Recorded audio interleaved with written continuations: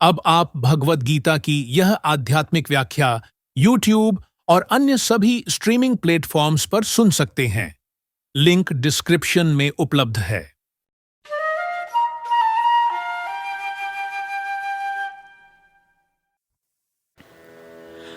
Shrimad Bhagavad Gita chapter 5 श्लोक 5 यस्यांख्ये प्राप्तये स्थान तगो गैरपि गम्यते एकं सांख्यं च योगं च यः पश्यति स पश्यति।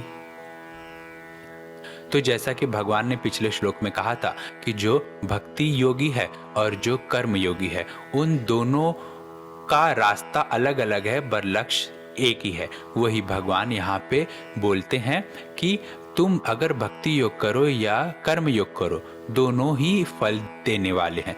कोई अज्ञानी ही होगा जो इन दोनों के फल को अलग अलग समझे। जैसे कि भगवान ने पिछले के श्लोक में कहा था कि कोई अज्ञानी, कोई बेसमझी इंसान बोलेगा कि भक्ति योग और कर्म योग दोनों अलग अलग फल देते हैं, पर जो ज्ञानी है वो ये समझेगा कि ये भक्ति योग और कर्म योग ये रास्ता अलग अलग है, पर ये एक समान ही फल देता है। तो वही भगवान इस श्लोक में बोलते हैं कि जो इंसान इन दोनों को एक ही समान देखे, एक जैसा देखे, वही यथार्थ रूप में चीजों को असली तरीके से देखता है।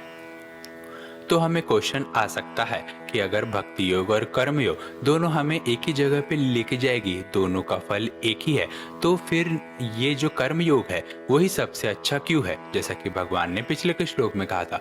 तो उसका आंसर अभी भगवान आगे के श्लोक में देंगे कि क्यों कर्म योग सबसे अच्छा है भक्ति योग से।